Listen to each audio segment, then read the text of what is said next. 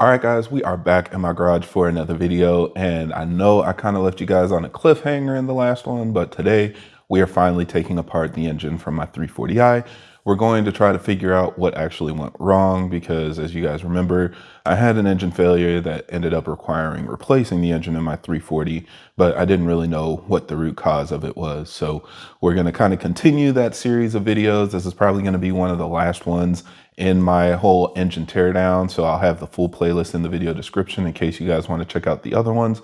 But here we'll go ahead, take apart the bottom end and look at the pistons to see if we can figure out what the problem was. So let's go ahead and talk about it, and hopefully you guys find this video useful.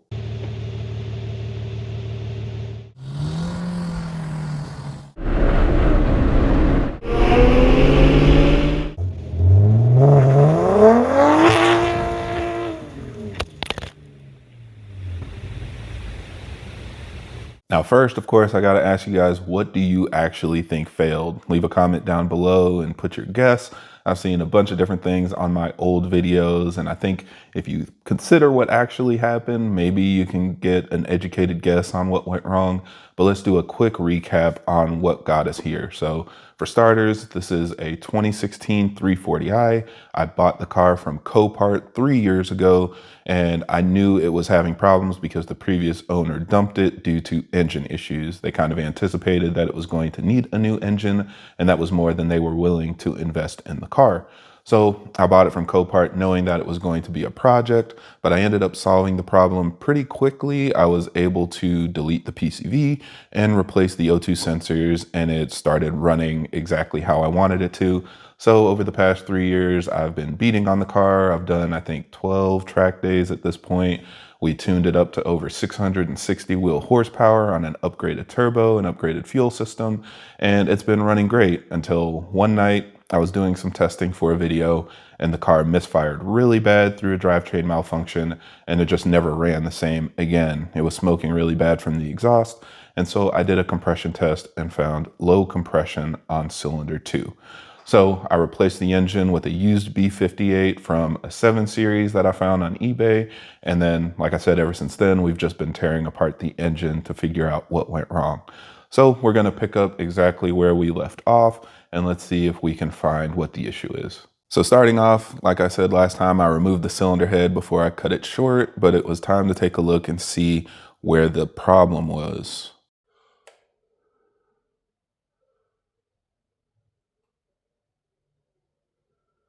And this is exactly where I realized this wasn't going to be as easy as I thought. I really did expect to see some catastrophic damage that caused the low compression, but looking inside the cylinders, I didn't see anything that immediately jumped out at me. There was no chunk of piston missing, no trashed cylinder walls, especially in cylinder 2. I tried to look closer, but everything looked pretty normal at face value. So it was time to begin digging further. The first thing I looked at was the head gasket just to see if maybe it showed sign of damage or wear. I didn't see anything on top, and when I removed it, I didn't see much underneath either. It was obviously worn from being used, but no obvious defect that would cause low compression. So it was time to remove the pistons to get a closer look. I flipped the block over, and here you can see the oil deflector. To remove that, there are a bunch of E10 screws. I used this opportunity to break out my new powered ratchet. So yes, all of you can finally rejoice. I started buying some power tools and put on my big boy pants. But I will say the whole reason I haven't really used them in the past is because I didn't want to damage something. I just felt like it wasn't giving me the control I was used to with regular ratchets. And so naturally, during my first time using it, I stripped one of the bolts.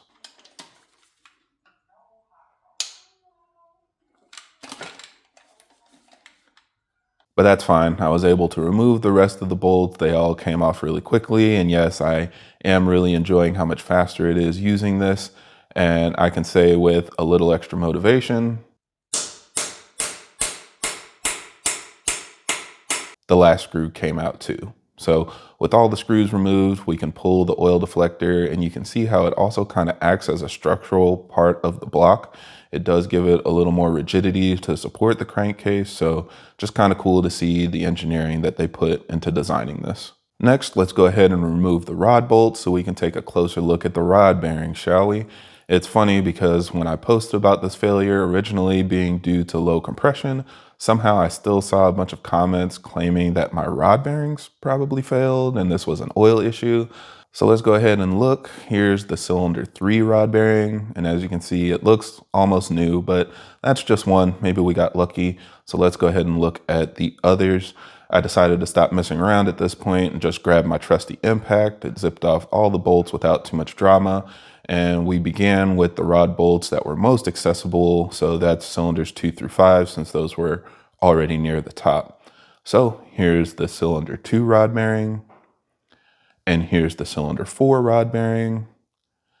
Here's the cylinder 5 rod bearing. Here's the cylinder 1 rod bearing. And here's the cylinder 6 rod bearing. So yeah, everything looks just like you would expect. This shouldn't surprise anyone that has experience with the B58. And those are the lower bearings. Those aren't even the ones that are coated. So now we're going to remove the pistons and take a look at the upper bearings as well, just for good measure. I pushed the connecting rod and piston out through the bottom. And here we can see the cylinder 1 upper bearing. And here's the cylinder 2 upper bearing. Here's cylinder 3. Here's cylinder 5. Here's cylinder 4. And here's cylinder 6.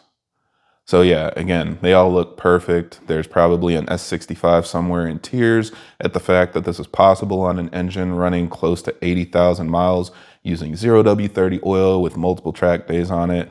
But hopefully this is just further proof to people out there that the rod bearings on B58s really aren't an issue. So let me know if you want to see a further breakdown on the crank and the insides of the crankcase. If I do that, that'll definitely be the last video in this series. So just let me know if that's something you'd be interested in seeing. So finally, let's take a closer look at the pistons and the rods. On cylinder 2, I tried to get a closer look to see if there was anything I could find that could cause low compression. The rod looked perfectly fine, and keep in mind the B58 rods are forged, so they're pretty strong from the factory.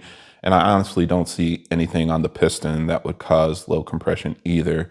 You do see, the carbon and burn marks on top, but that's pretty common. That's just, the engine running, it's going to get really hot. And, the wrist pins still seem to be moving freely. The piston was still staying in place, but rotating like it should. I don't see any broken ringlets. I don't even see any cracks. And all the piston rings seem to be intact. I didn't actually measure them, but there wasn't anything that obviously looked worn. I did look at the other pistons as well, and they all pretty much looked the same. The only thing I noticed is that there were some marks on the piston skirt, but that probably happened during removal since I just kind of pushed it out manually. And I think if there was enough damage on the side to cause engine issues, you'd expect to see the piston just be completely trashed. I even took another look inside the cylinder walls and saw that they all look fine. Again, even with a deeper look in cylinder 2, where I had the low compression issue, you don't really see any significant scoring like we typically see on other failed engines. So after all that, my final thoughts are this was not a bottom end issue at all. Again, the pistons looked fine, the rods looked fine, none of them were bent or damaged. The rod bearings, again, looked fine. So I really didn't see anything that indicated why a low compression issue would be caused by the bottom end. And I'm falling back to believe that this was a cylinder head issue that I just couldn't really diagnose properly. Again, the previous owner was driving the car and it was running fine, but it was smoking a lot. And then when I started having this issue again, it was smoking a lot again. So I'm starting to believe that the PCV delete was a band-aid for the issue, but did not completely resolve the problem that the previous owner had. It allowed me to continue beating on the car, but eventually whatever it was in the cylinder head wore out enough to where it wasn't able to hold compression anymore. I've also talked to some people that believe it was probably an issue with the injector holes, which I've talked about in previous videos, that if you have a bad injector seal, then it can cause low compression. But in my case, I don't see replacing the injector seals fixing the issue, because when I had this problem, I was running the Nostrum injectors. And that was the second set of injectors I'd ran, as well as multiple times where I'd had the stock injectors in and out and replaced the injector seals. So that was always something that was relatively new, not something that would cause a new issue. I also moved those Nostrum injectors to the new engine and it has been running fine. But if you remember, when I installed the Nostrum injectors originally, I was experiencing like a fuel leak issue. I saw fuel pulled up on top of the cylinder head, and I thought that the fuel was coming from the fuel rail, something that wasn't tight or something that wasn't sealing properly. And eventually it seemed to go away. But after I had that issue with the big misfire, I did notice fuel on top of the cylinder head again.